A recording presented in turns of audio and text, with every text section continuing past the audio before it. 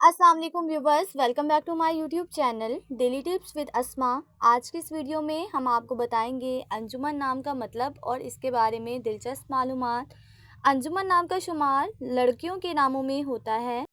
अंजुमन नाम की इब्तदाई तारीख फ़ारसी ज़ुबान से निकलती है। अंजुमन नाम के अफराद के लिए खुशकिस्मत नंबर 4 माना जाता है। माहिरीन के मुताबिक अंजुमन नाम की लड़कियां बहुत मासूम होती हैं। अंजुमन नाम का मतलब है मजलिस, तंजीम या महफिल। अंजुमन नाम की लड़कियों के लिए खुशकिस्मत दिनों में मंगल और जुमेरात का दिन शामिल है। अंजुमन नाम के अफराद के लिए मुवाफिक रंगों में सुर्ख बनफशी रंग शामिल है। अंजुमन नाम के अफराद के लिए मुवाफिक पत्थरों में रूबी पत्थर शामिल है। खुशकिस्मती वाली धातों में हिंसों के हिसाब से तांबा और लोहा शामिल है।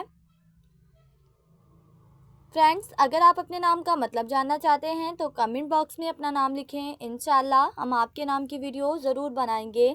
Thanks for watching. अल्लाह हाफिज़।